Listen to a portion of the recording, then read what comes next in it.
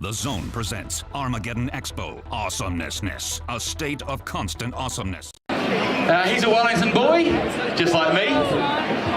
He was born in the 70s, so was I. I've done some amateur theatre. I'm in once on Chunuk Bair. He was in the movie. That's about where the similarities end. This is a gentleman who's acted with the likes of Matt Damon, Bruce Willis, Dwayne "The Rock" Johnstone, and Vin Diesel. He's known for Dr. Bones McCoy. I may throw up on you. I think these things are pretty safe. Don't pander to me, kid. One tiny crack in the hull and our blood boils in 13 seconds. Solar flare might crop up, cook us in our seats. And wait till you're sitting pretty with a case of Andorian shingles. See if you're still so relaxed when your eyeballs are bleeding. Space is disease and danger wrapped in darkness and silence. Judge Dredd on the silver screen. 800 million people living in the ruin of the old world. Only one thing fighting for order in the chaos.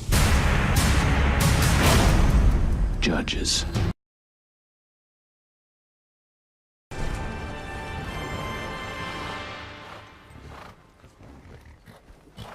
What business does an elf, a man, and a dwarf have in the Riddermark? Speak quickly.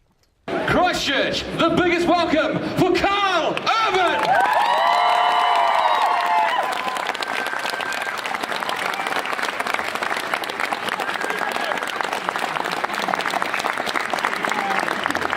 Hello. Are you out of your Vulcan minds? How are you guys? It's really great to be here, and I haven't actually been to Christchurch in a very long time, and it's wonderful to be back, and I just want to commend you guys on your spirit and your resilience and your bravery, and my heart goes out to all of you and your loved ones, and it's just remarkable. And going through the city, I was really kind of moved in quite an unexpected way at just the sort of the devastation that I saw, and this is, you know, a couple of years on, and it seems to me it's almost like it feels to me like that, you know, the rest of the country, maybe on some level or another, it's out of sight, out of mind, it's kind of forgotten about it. But seeing what you guys actually dealing with on a day-to-day basis is quite a shock to me. You know, I'm sure going to be doing some media about that because, you know, my hat goes off to you guys for what you've had to put up with for the last few years. So my heart and hat goes out to you guys. Yeah, it's to you. All right, let's get this show on the road. I love practical pranks and jokes. Yeah, there were a few. Well, I mean, there's quite some famous ones that went down on Star Trek. And when I was working on Almost Human, I had this driver. Thank you. I had this great driver who kept on trying to prank me, and he would just like come up with epic fail after epic fail. I could be walking back to my trailer, and he'd be underneath my trailer wearing a gorilla's costume, and trying to scare me, but then having difficulty getting out. I'm like, what are you doing? But he got more elaborate. I would come at the end of the day. I would come to my car and put my hand on the handlebar to open it, and there'd be honey on the handlebar. And what else would you do? Oh, I'd come. Well, it was like snowing outside. We were shooting in Vancouver. I would come back after a 17-hour day of on set, go to try and find my pants, and they'd be in the freezer. So I got them back a few times. I got peanut butter, and I put it in the groove of his windshield wiper, and like it didn't rain for weeks,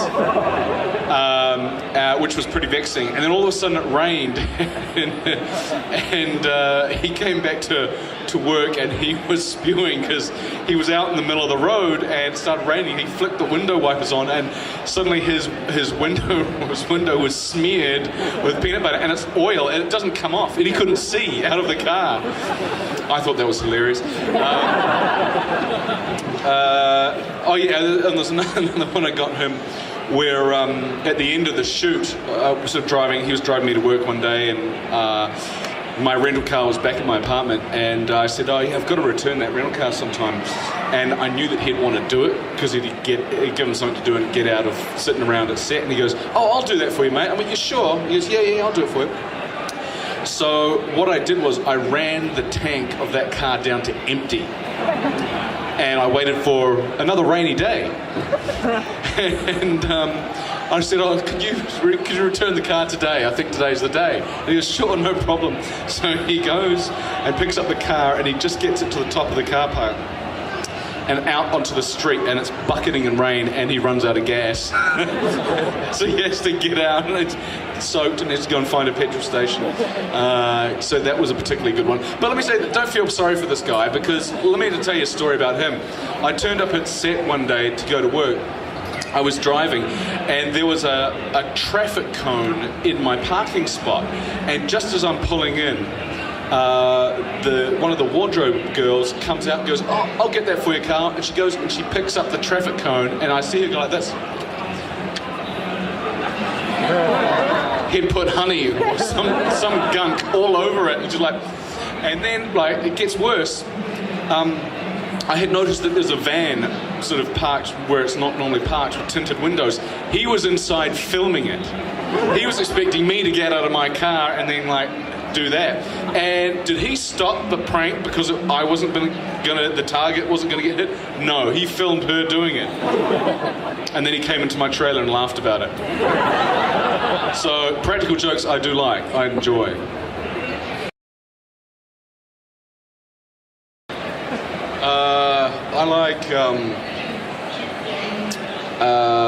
I like damn it, Jim, I'm a bricklayer, not a I'm a doctor, not a bricklayer. I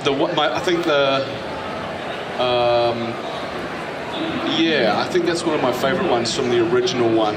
And then, from Star Trek Voyager, I think the guy who played the Doctor on that said, I'm a doctor, not a lampshade, which I thought was particularly funny. I'm looking forward to doing more of those.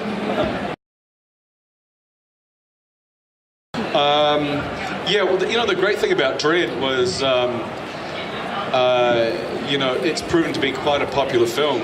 Unfortunately, when it was released, it wasn't marketed the way that it should have been marketed, and there was just a fundamental lack of awareness.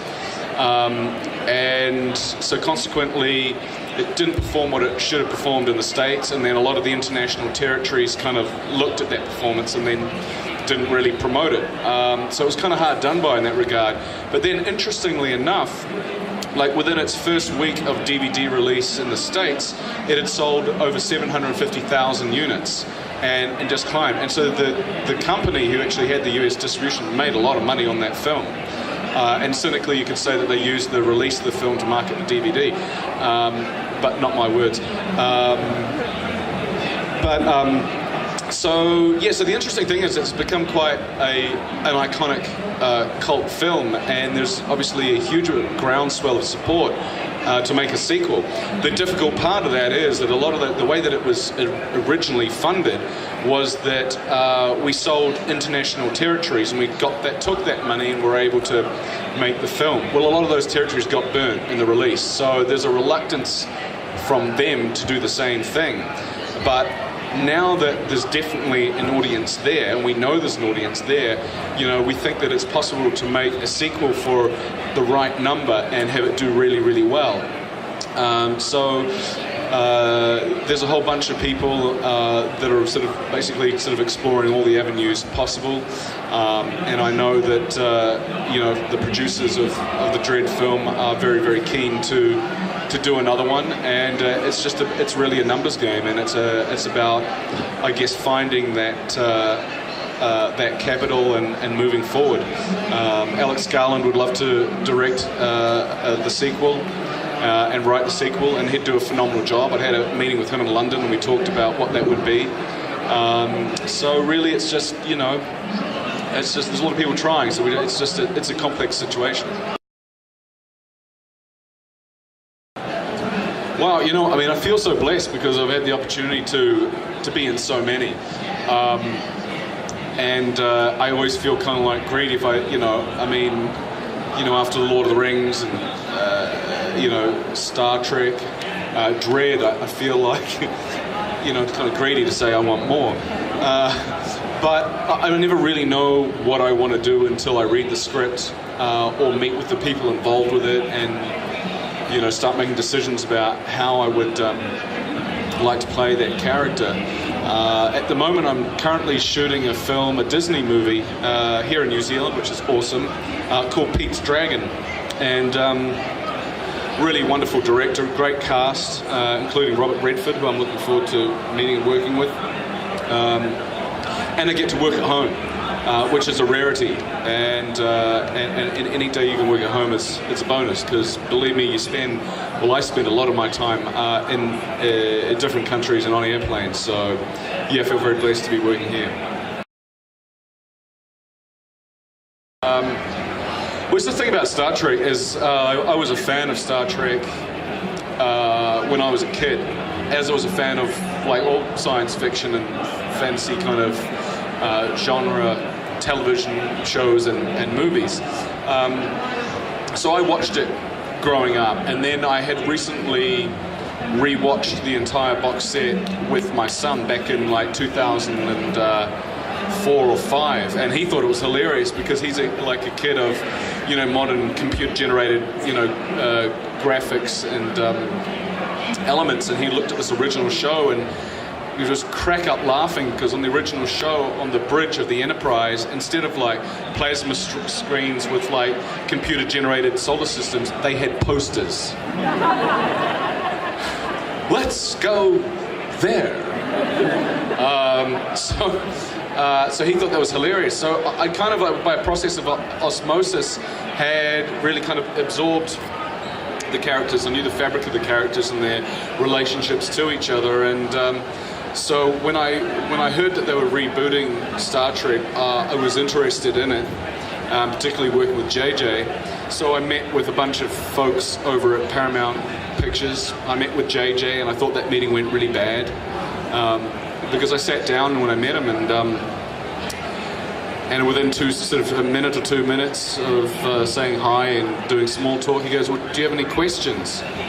And I said, "Yeah, what's the story, the Star Trek story that you're shooting?" And he goes, "I can't tell you." And so I sat there and went, "Oh, okay, well, guess I've got no questions. Thanks." And walked out, and I just thought I horribly blew that. But then, like about a month later, we got invited to test for the role of Dr. McCoy, and it was such a great experience. But I went in there, and literally halfway through the scene, I hear this laughter, and JJ's laughing. I'm thinking, what the hell's he laughing at? And because I hadn't done theatre for a long time, and I wasn't used to that live feedback, and I was like, oh my God, it's me. Oh my God, he must like what I'm doing. And I almost forgot the rest of the scene, but I didn't. And at the end of it, he sort of said, "Oh well, that's fantastic. Yeah, that's Bones. That's Bones." And he goes, "Well, I guess you should do it again." And I went, "Okay," and I did it again. He's like, "Great." And so literally, I think I knew within about an hour and a half that we got offered the role, which was fantastic. So, and I couldn't be more thrilled to be a part of it because there's such a wonderful group of people, intelligent, smart, funny group of people,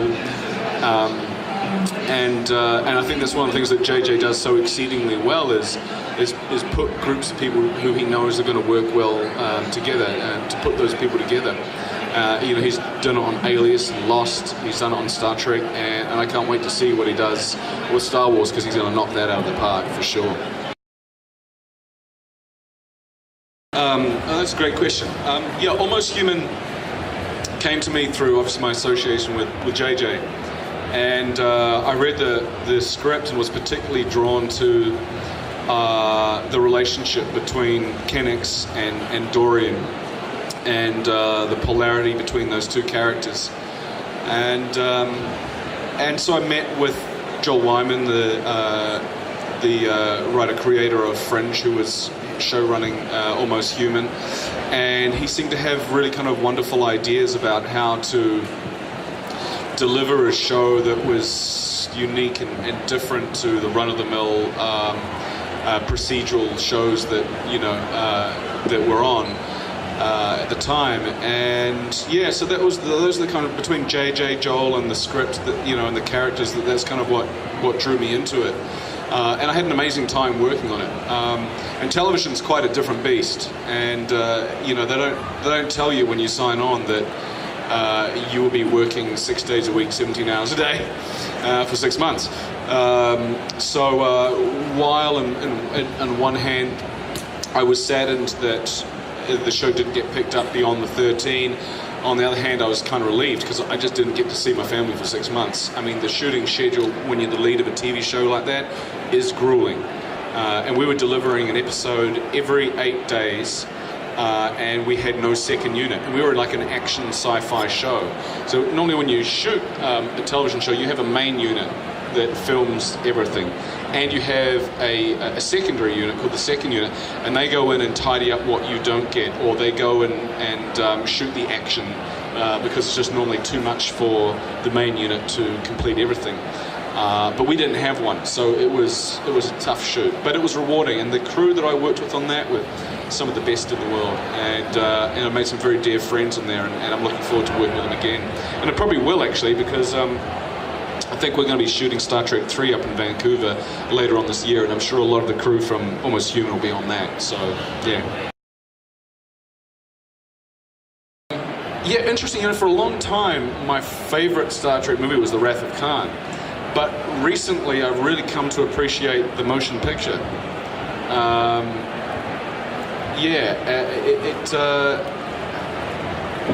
There's something about the fabric, even though it was more serious in tone, I liked it because to me it's like every Star Trek film, well, I should borrow a few of them, so not every Star Trek film, but a lot of them seem to have gone in the direction of having like a main antagonist, which was set up in The Wrath of Khan, having Khan.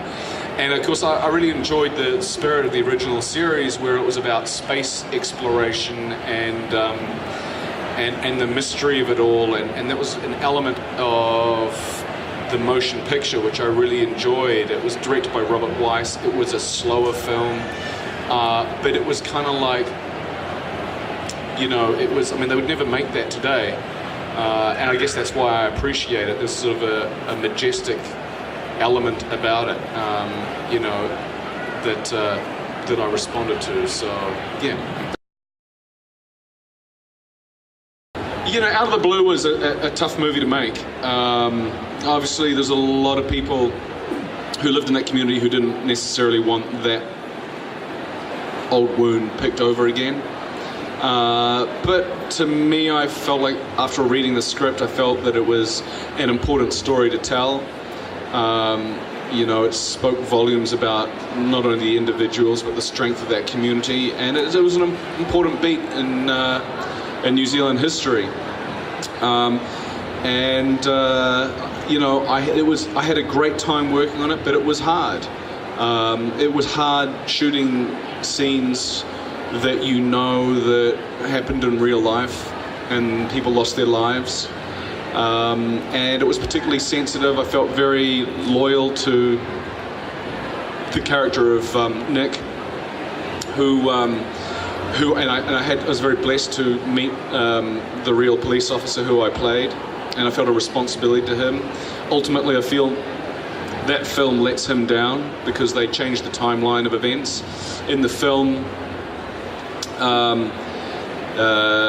my character comes across friends of his who are victims lying on the road, either dead or bleeding out, and then goes and has the ability to shoot the gunman but doesn't do it. That didn't happen in real life. What happened in real life is he had the opportunity to take out the gunman, but because of the police protocol at the time, he had to call it in, and he didn't have a radio, and so it was one of those sort of, it never happened in New Zealand before kind of moments. He had no idea about the fact that there were like 14 plus whatever bodies lying around, and some of them were his friends. It wasn't until subsequently that he saw those people. Some of those people who he was having a family barbecue with the night before. So to me, the difference between what happened in the movie and reality, it's very, very different. I would find it arguably, I would argue that in real life he would have made a different decision in that moment had he have known the extent of what was going on, I believe. So yeah, I'm particularly proud of that film for all its strengths and its weaknesses, and I feel it's probably the New Zealand film that I've been a part of that I'm most proud of and that I love the most. And I think Robert Sarkis is a phenomenal director, and he did a really brilliant job of invoking this very moody and heavy kind of atmosphere, but then also giving the audience an insight into schizophrenia. So yeah, I thought it was a very interesting piece. Well, firstly, I wouldn't have wanted to play any other character than the one I played, because everyone who I worked with is very, very close to me and a dear friend, and everybody did such extraordinary work in those movies, and I took my sons to the Hobbit films and thoroughly enjoyed them, and Sir Peter Jackson is one of the most brilliant filmmakers to come out of, really is to come out of New Zealand ever, alongside Roger Donaldson and Jeff Murphy and Lee Tamahori, so it was an amazing experience working on Lord of the Rings, and I feel pretty blessed.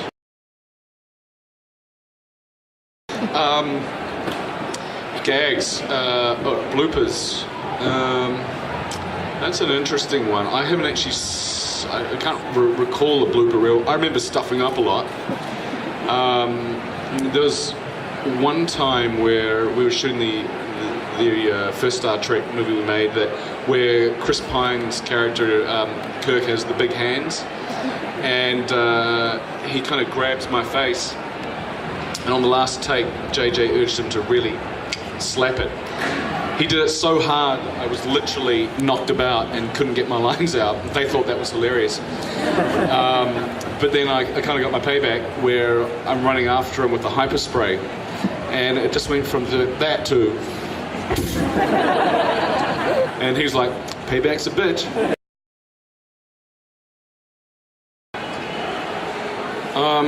Well, many. I would love to work with Clint Eastwood. Not only as an actor but a director. Paul Newman, I would love to work with him. Steve McQueen. Many. I mean, just the list goes on. It's Johnny Depp. I'd love to work with him. I could just name a slew. I'm really looking forward to later on this year going back to work with my castmates from Star Trek. We're going to make Star Trek 3 shooting in Vancouver, I believe. So that's what I'm most looking forward to. And next, I think this week coming up, I get to meet and work with Mr. Robert Redford, which I'm looking forward to. He's a bit of an icon. Well, I'd love to make another Dredd. I had a great time working on that, and I was particularly proud of it. The entire experience was such a wonderful collaborative experience. First of all, there was a character who, I grew up with. I didn't read many graphic novels, but Dredd was one of them that I did read, and Frank Miller's Dark Knight series. It was literally just those two. And so the experience of working on Dredd for me was like, I got to sit down with the writer. And a lot of actors go and try and get more lines and more dialogue. But for me, it was a process of saying less. And so I'd sit down with him, and we'd be going through the scene by scene, and I'd be cutting lines out. And he sort of looked at me at one point, and he's a writer, and he sort of smiles, and I was like, what? And he goes, well, I showed this draft to John Wagner, the creator of Dredd, and John was like, this is a great script, Alex, really, I like it a lot. One of my main notes is Dredd says less. And that's and so he was particularly amused that I was, even after he'd cut out a chunk of dialogue, I was reducing it even further. So it was just such a brilliant experience, and I would, such a challenge. I mean, how do you convey an emotion like hope or fear or anxiety when you only got that much of your face to work with and your whole body? But it was a challenging experience, and had a great time working with Olivia and Alex. I'd love to do that again. Yeah, the interesting thing about Hercules and Xena, like many of the crew that were on that went on to work on Lord of the Rings. Nyla Dickinson was our wardrobe designer for Xena, and went and won an Oscar for her work on Lord of the Rings. And many of the camera department, the grips. I first worked with with Weta Boys, with Richard Taylor. I first met them on Xena.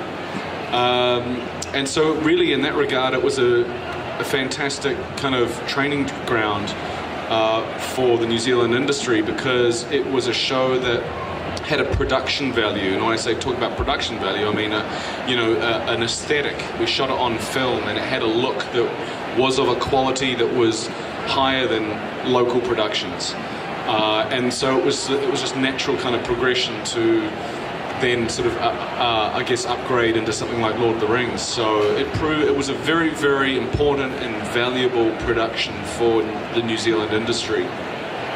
As to your question, did I ever hope or dream? Yeah, absolutely. When I first started out in this, it was my goal and desire to work internationally. And Lord of the Rings came out in, my one came out in 2001 or 2002, I believe. My first trip to the States, scouting out, agents and taking meetings and stuff, was in 1996. So way before my involvement with that, I was already looking at Los Angeles as, because a lot of New Zealand actors would make the jump over to Australia and kill a few years, there, and then perhaps go to LA or not, or London. But to me, it was just like, I'm just going to go straight for the jugular. Because, and that's, what I like about Los Angeles, as part of the fact that I've got a lot of great friends there, is that it's a very collaborative, artistic kind of community. And it excites me that every day that I can get up and go and actually be proactive about meeting people, about working on potential projects, and that's hard to do in this country. It's just the industry's so much smaller here, and there's only a finite amount of films that get made. So for me, it was kind of an inevitability. It's like, well, I either stay in New Zealand and have to supplement my income, or work internationally. So that's what I did. I like to lie. Say you can do it. By the time they find out you can't, it's too late. And you probably learned how to do what you've lied that you said that you could do. So that's the best piece of advice I could get. No, just jokes. No, seriously, lie. No. Yeah, that is a good question. Look, I find that the more that you invest in yourself, the more that you invest in your craft, the better prepared you're going to be. And that's the best thing you can do, is be prepared. And I've said this many times, but I always think about a boxer. A boxer just doesn't come out of the corner of his ring and that's the first punch that he's throwing. He's trained. He's trained for months and months, and for that one night. And I'm kind of the same opinion. So when I'm not working, I like to invest in myself, invest in my craft, and so that when I do have that opportunity, that you're going to be ready for it. I like the free lunch. They give you free lunch on set, and sometimes it's really good, and free desserts too. I like the travel. I've been blessed to have worked in many different countries. One of my favorites actually was South Africa, which was kind of ironic because I'd never really met any South Africans living here in New Zealand who I particularly connected with. And I often wondered if that was because they didn't like living in South Africa post-apartheid, so we got all those kinds here. But having gone to South Africa and worked there, I met so many wonderful people. and I got to take my family on safari, and you know, see the big animals, and all of that happened because of my job, and I think that's part of my favorite thing. And meeting people, I'm continually getting to meet and work with really fascinating, interesting people, and I feel very blessed to have those people in my life. And yeah, I think those are the things I like the best about it. He got arrested for a DUI. Yeah. So I texted him, "Nice one, Chris Pint."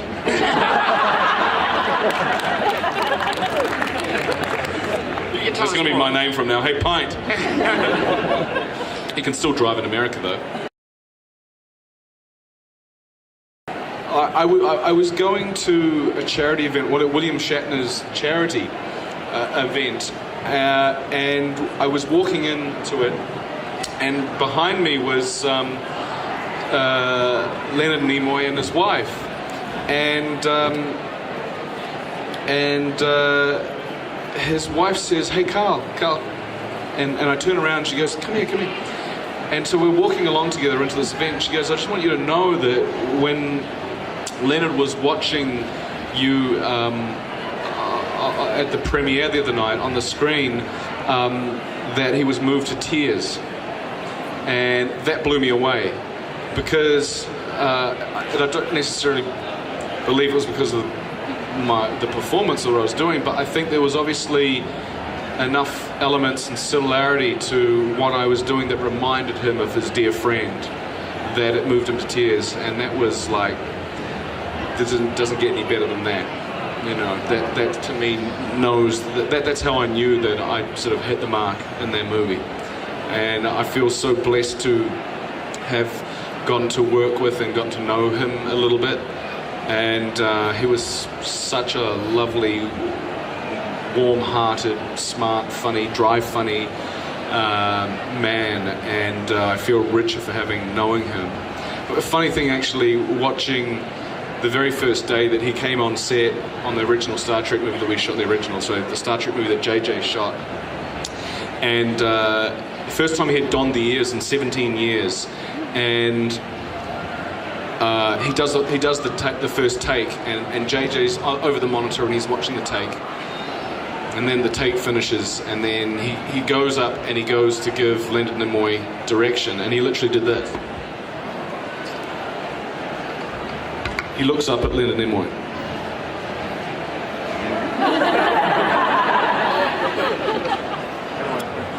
Yeah, exactly. I saw him get halfway over there and suddenly realized, oh my God, I'm going to go and give Spock direction. How can I give direction to the guy who knows more about this character than anything? And because I asked him about it, and he said that's exactly what had happened. It was the funniest thing. We're all very, very saddened, and we feel a great loss. I'm speaking for the cast, my castmates, and for JJ and those guys, that he was such a wonderful man, and our lives are so much richer for having worked with and getting to know him. Yeah, Price Mael. It was a great film to work on, actually. We had no script for that. Well, the director would actually write the script during the week, and then we would turn up on like a Thursday or a Friday and shoot till Sunday.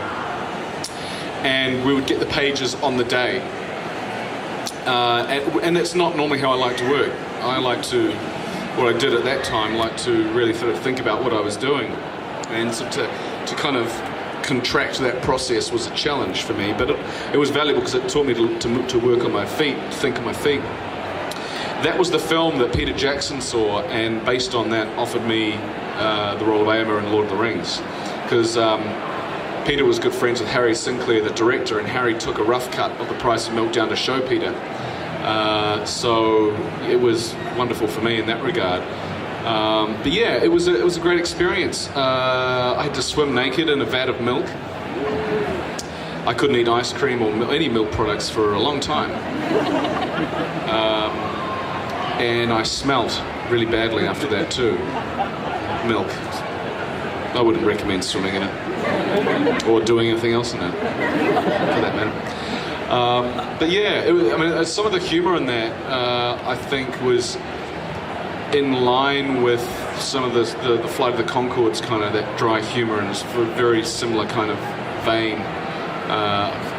And I love those guys, what they've accomplished. Funnily enough, to tell you a story, I was in Los Angeles once, walking into a doctor's office to get a medical for a film that I was doing. And I came out and I hear this, "Hey Karl," and I turn around, it's these two guys, and then they said, "Oh yeah, we're in LA, we're sort of pitching a TV show," and I'm like, "Oh yeah, good for you." Yeah. And that's like, "Yeah, you guys, you're doing really well, and we want to, do what you're doing." And I'm thinking, "Yeah, right, good one. Good luck, guys." Jermaine Clement, Brett McKenzie, Fly the Conchords. Hey, I think that's all we got time for. I want to thank you very much. You've been a wonderful audience. And thank you again for having me in this great city of yours. Thank you.